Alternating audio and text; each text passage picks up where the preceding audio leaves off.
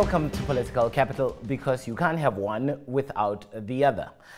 Now, money has been a determining factor at the last several ANC elective conferences. And this time around, party spokesperson Zizi Kodwa says the party will be working very hard to make sure that this phenomena does not take place this time around. I ask if this is possible in the greater scheme of things, or will money continue to determine the conference itself and who becomes president of the ANC. Joining me for this discussion is Phumlani Majozi, political analyst, and Lulu White-Raheem, who is the CEO of Consultancy Agency of Africa. Lady, gent, thank you for your time. Let's begin with what Zizi is saying. Can money be separated from ANC politics, especially as we head to the one thing that means that probably determines the next 5 and maybe even 10 years? Will money be out of this? Is it possible?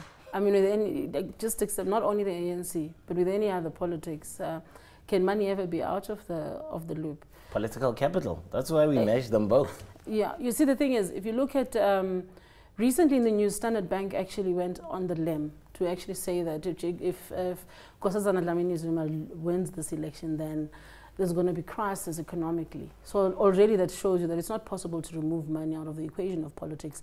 And we're talking about two very seasoned politicians of the ANC, whose capital is not really doing badly. So it is an interest to everyone. It's not possible that money can be taken out. I don't know. Look, I mean, when it comes, if you speak about in terms of the buying of votes as we go to the election, whether people from different delegates will offer money and say, hey, you know, I'm going to pay you, X amount of money if you vote for this person. I think from now up until the beginning of the conference, which is on the 16th, we should expect that, right? Even during the conference as well, given what is at stake, right? We'll remember that right now, the president's preferred candidate, NDZ, Dlamini-Zuma, there's a reason why he prefers her, right? That's because for this sort of a tribal connection, and you know, I mean, he trusts her very well, right? She's from KZN as well. So with President Jacob Zuma, it's about someone he can trust, right? Given the fact that, remember that he has about more than 700 corruption charges hanging over his head, right? So he wants someone who can trust that maybe he can negotiate with him or her, so that as we move into 2019, all this whole thing of corruption and so on, it sort of goes in the direction that he prefers, right? So I'm trying to say there's a lot that is at stake in this case, especially from President Jacob Zuma's camp, because there is so much that he loses if he loses this race. So I would expect as well from Ramaphosa's camp as well that there will be some sort of, it may not be him, but some elements within his camp, they will offer a few thousands of rands or even millions to say, I'm going to pay you X amount of money if you vote for my candidate. So money, given what is at stake in this race, a crucial race, there will be money, I think, exchanging hands. Look, Phumlani, I went to a dinner not too long ago, and a source that I cannot mention for the sake of the dinner says that the ANC will be trying to sanitize themselves come this time. He says that it will be very difficult to enter hotels. There will be, heavy security at Nasrec. That money will not be able to make it past the gate. But, brown envelopes were all that was talked about at Mangaung. You can put, the thing is, we can put almost any type of security in anything. Exactly. If there are political interests at stake. People, they always know how to bypass that. It's actually bypassed. Even that particular security, for that matter, is bought off. Okay, both of you, they said, I mean, I don't know if rumor mill is anything to go by, but if you believe it, 2 million rands made its way to Mangaung for the last elective conference. And how much money are we talking about here for this elective conference when there is so much at stake? Do you see people coming through with like millions and millions in bags? It may not be in bags. You don't know what kind of method they could use to transfer the money. EFT? Already right now, maybe some people... EFT is already traceable. It's not possible that they would use EFT. So, but you don't know how it would work. You don't know at all. I think that's why I was reading another piece this week that between now, because we've passed the branch nominations process, right?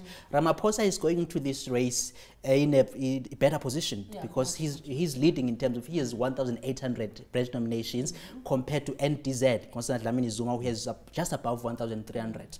So as between now and the beginning of the conference. Already right now, I'm telling you, there are some communications and so on. I'm confident that there are, that already people will be trying as to how do I get more, people to vote for my candidate. I believe there's a lot at stake for it to be just about money. I believe that there's, real ANC cadres who actually care about their movement and see this as an opportunity to get back to what they do best. But my question still remains because of the weight of the votes, if you will. Branch members vote, and then you go on to regional, and then you go on to provincial. And then you kind of duplicate that system again when you go into conference, because you have to vote again. So what does this indicate? This is where the difference comes. Every other process that the ANC has gone through now has been a nomination process. There's only one voting process, which is on the elective, during the elective conference. But everything that you have seen from branch level, regional level, and up to PGC, it's just branches communicating who it is that they want. Communicating their choices in terms of nomination. This is the nomination that they're supporting. Often you will find that, yes, they will put it in almost as though it's a ballot, but it's simply a mere communication of which candidate or which slate it is that they're actually supporting for a particular election. Therein lies an interesting question. That is the electoral college system, if you will, a little bit of that that they use in America. I mean, what surety do branches and regions have that their vote will be represented the same way they nominated it? Because, the elective conference gives you that little swing. It gives you a little room to rejig, and hence things like money can be a factor. But, delegates can go there and change their vote. Absolutely. It's exactly what Pumlani was saying earlier on, that unfortunately there's no guarantee that the delegates are actually going to be voting in accordance to what the branches have communicated. There's no method of verifying or ensuring that actually the delegates are going to carry the mandate that they were given. It is just a matter of trusting that the delegate that the ANC or the branch sends to the conference will deliver what it is that they're looking for. But if you look at what happened with the City of Tshwane elections last year, people were very clear. Branches in the City of Tshwane were very clear who it is that they wanted as their leader. And when that did not emerge, when it came to the actual candidate for the mayoral position, there was chaos. So the ANC is under a lot of pressure right now, and I think one gets the sense that they should be a bit more guarded than they've ever been in any other elective conference that they're going into, because one gets the sense that a split is imminent if NDZ actually emerges in this. I get the sense that in the event that NDZ should actually come out as the winner, there is going to be a split. There's the SACP and COSATU already not standing with them. So the ANC tripartite is already in danger because of that. My question to you is there a possible split the other way? Now, we know that the SACP and COSATU will be pissed if they don't get their desired candidate in there. They might probably be aggrieved to a point that they contest elections on their own. But what happens to the other side should Ramaphosa win? What happens to all that support that Nkosazana enjoys from the Women's League, from the Veterans League, from the Youth League, from KZN? Don't you think there's a possible split the other way as well? It wouldn't come to that with that, because you need to understand the ANC is a self-healing mechanization, if I can actually put it like that. If you look at the history of the ANC, every time the deputy president has won an election, the next elective conference. So it would be, firstly, number one, it would be a first time actually that a person who's not a deputy president would actually assume office if it should actually happen like that. So automatically on the basis of that, if Cyril Ramaphosa wins this election, it would have followed suit of all the other elective conferences of the ANC. And the rest will just have to self-regulate, self-heal, and continue. Obviously, there's going to be there will always be those cliques now, which are already existent within the ANC, and that is what Cyril Ramaphosa's leadership is going to be plagued with. But if it does not go that route, because you do realize that in as much as the president trusts Nkosazana Dlamini-Zuma, it is not in her best interest, because people are already saying she is being installed. Yeah, she will also... But therein lies the problem, right? Anybody who gets endorsed by a sitting president is a lame duck. Anybody. I mean, the same thing happened to Cyril Ramaphosa in 1991. It went without saying that was Nelson Mandela's preferred in the US candidate. You don't want to be endorsed by a sitting president. So how important is it for her, for Nkosazana Dlamini-Zuma, to separate herself from Zuma, and how does she do that? I think it's a bit too late for her in the game to actually try and separate herself. The whole campaigning process, as far as I could tell, has been run for her by the president and by whoever is actually linked to the president, and to a very large extent that a lot of branches and a lot of people actually lost confidence in her purely on the basis of that. Cyril Ramaphosa is now coming across as the black sheep of the family. Now everybody, and you know the ANC story, you know, the underdog is always the one that people are going to celebrate. The underdog is always the one that people are going to try and bring justice to. So I think it's a bit too late for her to actually try and do something about it. We're less than a week to the elective conference. I don't know if I could look at Cyril Ramaphosa as an underdog. I mean, in which world is he ever an underdog? But I mean, he's already ahead with the Branch nomination. So I mean, yeah, you know, yeah. I think I want to look at this issue further, especially looking at how the two campaigns went. But for now, let's hold it there. We're going to take a break. We'll be back in a minute.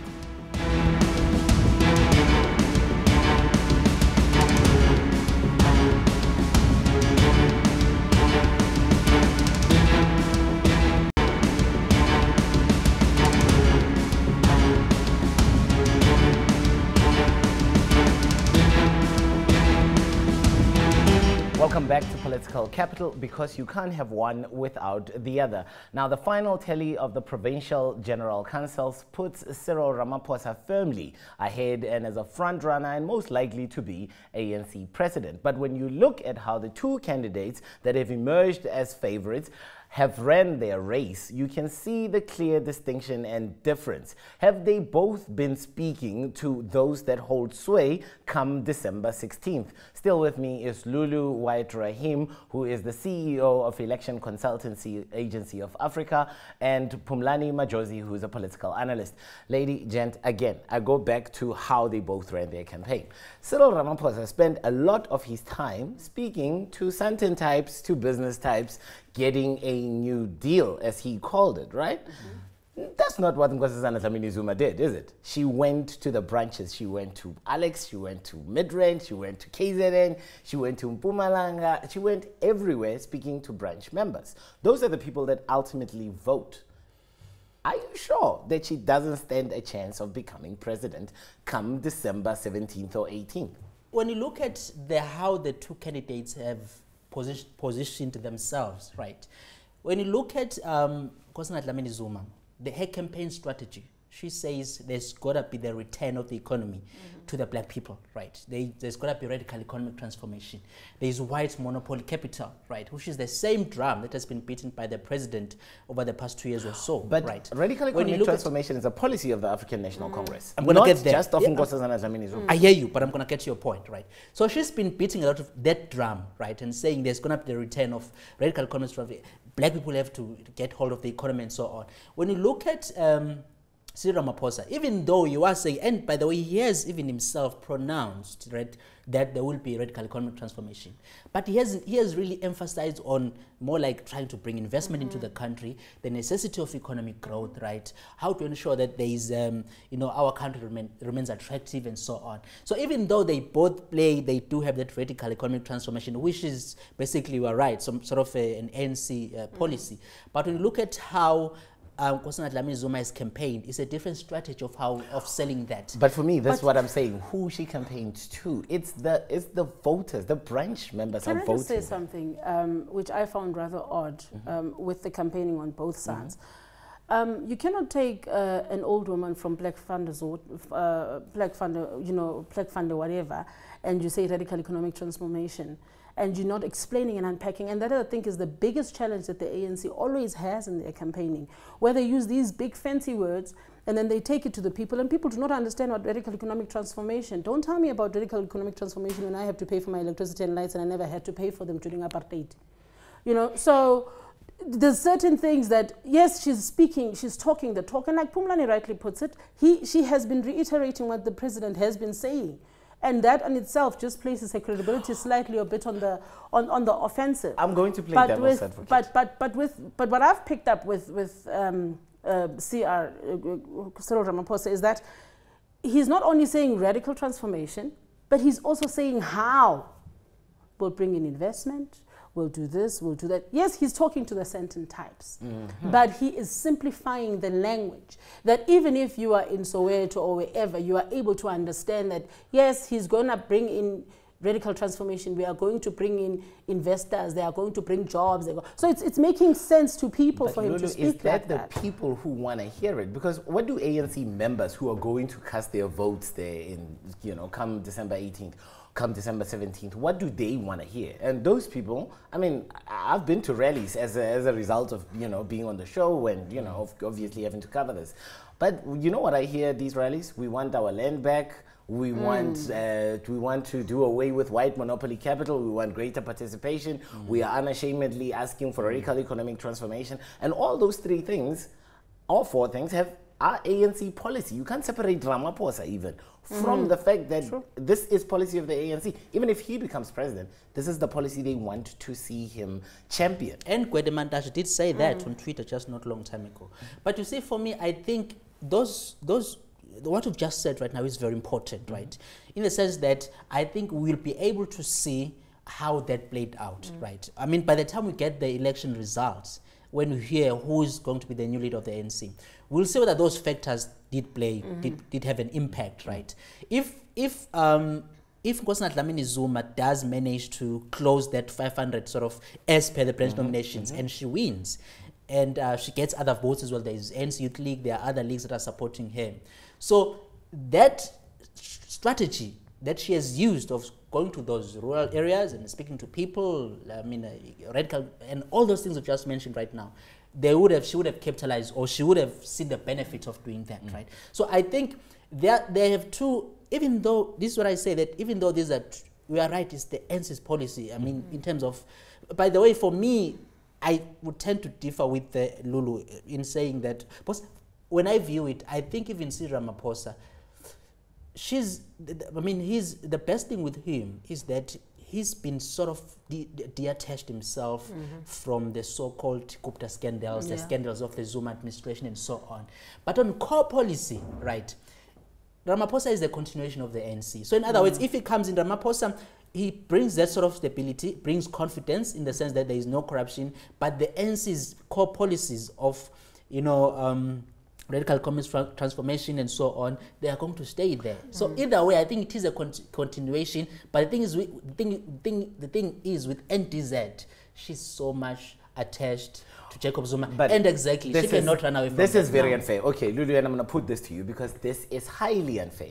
Dlamini-Zuma has not been implicated in any corrupt activity as we speak right now. She's been endorsed by President Jacob Zuma. Exactly. But it doesn't make her. It doesn't make her. If a criminal friend says hi to me, I'm not a criminal. I'm just greeting my friend, right? But I mean, this woman gets so much bad flack. But let's not forget, she was the presidential candidate. She was the candidate to become deputy president in Polokwane. This is the same person. She would have been deputy president to Thabo Mbeki if that slate had won. And she has good credentials. I do agree with that. Chairperson of the AU and served in government, fought so where does this, against connotation and this Gupta capture come from? But I'm talking about the public perception. But the public perception is very powerful. What he's saying is right. The public perception is very powerful. The public is not voting in Nasrec. It's ANC members. What is their perception of her? You see the challenge. You see the challenge. What you are asking. Let's just take it there. What you are asking is that whether the ANC endorses Cyril Ramaphosa or Nkosazana Dlamini-Zuma at the end of this election is going to determine the future and the trajectory of the ANC. Right? Because already, especially 2019 election. 2019 is coming. Already the ANC was bleeding in the previous election, and it's continuing to bleed even in by-elections right now. So if what the ANC needs to think about when they get into that elective conference is exactly that, the history of the ANC. I mean, that's the reason why we saw unity. David Mabuza in Mpumalanga saying that they are voting for unity, because some ANC cadres are actually quite aware that the ANC is actually imploding from within. And if they do not find a way to fix it in this elective conference, then come 2019, we're going to see the ANC kissing goodbye Gauteng, for one. Northwest is already hanging by the balance because Cyril Ramaphosa has scandals in Northwest with the Marikana issue. So already you can see that there's going to be a lot of challenges that are going to face the ANC in the upcoming election. So neither of them is a good choice. So why don't you settle on Zweli Mkhize, Lindiwe Sisulu?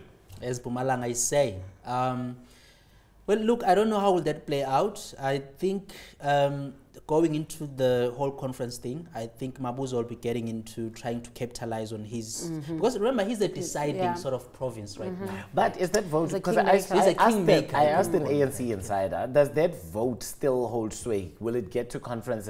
And he said to me in absolute terms, no way. That vote was spoiled and it will not count for anything. Who said that? So that vote, He's right. Is that vote going it's out? It's not a vote. You see, this is another thing. 329 votes. But that's another thing that we need to really be very careful with what we're saying. It's not a vote. It's a nomination.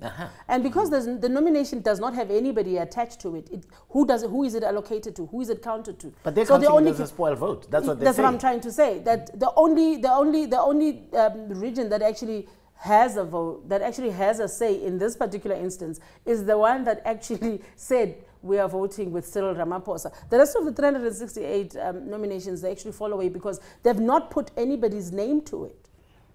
Who's unity in the ANC? That's the question. Who are they talking about? We have 9 days left before the start of this elective conference. Do we only have 2 candidates? What happened to the other 5 people that we saw in the picture with the president having dinner? Look, I don't think those people have much of support right now. I don't think they have momentum, in my view. I think the leading, the front runners right now, Ramaphosa and Dlamini-Zuma, they are really in. Those are the 2 candidates we should watch out. The unity candidate is the 3rd candidate, and I don't know what Mabuza who is he talking about. It could be Zwelimki, but we'll see how he proposes. But still, I think on the floor when he gets there, we still. So for now, I think I would say, in place of any of these other people other than Dlamini-Zuma and Cyril Ramaphosa, I would say there are 3 candidates. There is that unity candidate that we don't know who he is, and we'll see how it plays out when we get there. Matthew Sposa wants to challenge for the Mpumalanga votes. Is this even worth it? Should Matthew just take a seat? Look, Matthew Sposa, you know when they said unity, so I was thinking maybe they're looking at Zwelimki because he's actually playing his cards right very close to his chest.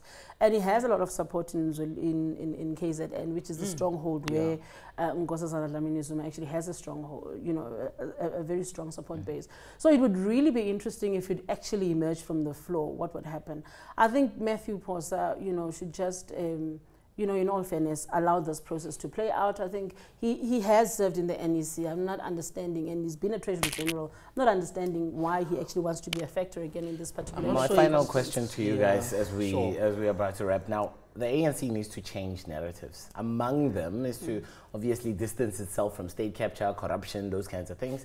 But it needs to break a barrier. It needs to get a woman in the deputy presidency at the very least. And I'm not talking of the country, I'm talking of the movement. Something that has not happened, let alone a woman challenging to become president.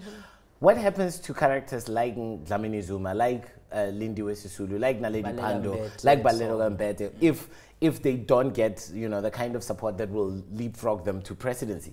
How does the ANC break that glass ceiling for women?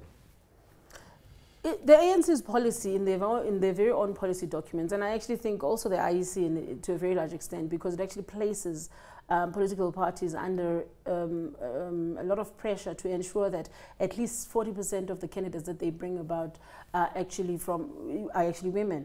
Now the ANC in itself has actually set itself apart to say that we are the political party that is going to make sure that we have women leaders, and they have been leading throughout more than any other parties. They have been leading throughout the country to say yes, we are going to push women. Women are going to be councillors, MPs, and all that. And I think it becomes then their responsibility once again. Unfortunately, nobody can dictate for a political party, but it becomes the ANC's narrative and decision to say, okay, yes, a man has once again won this particular round. If that should happen, then we are going to they must make a decision. It must be a deliberate attempt by the ANC to say we are supporting putting a woman in that top position. 20 seconds. With the way the process is going right now, I would say that it's very likely that we will see a woman big leadership role in the ANC, right? Because when you look at President Ramaphosa's list that he put out in terms of who is he going to lead going forward, the deputy president is Naledi Pandor. That's a woman, right? If Dlamini-Zuma does win this race, she's a woman, so she's still... So either way it goes right now in between these 2 directions, we will see a woman at the top of the ANC movement. Lady, gent, I thank you for your time. That's been Political Capital. Catch us again on Tuesday as we head closer and closer to the race and hopefully have an outsider's view of what Africans think about Africa's oldest liberation movement as it gathers itself. Don't forget, the ANC still sets the tone for political currency on the continent. Until next time, my name is Karabole Tlhatla. Take it easy.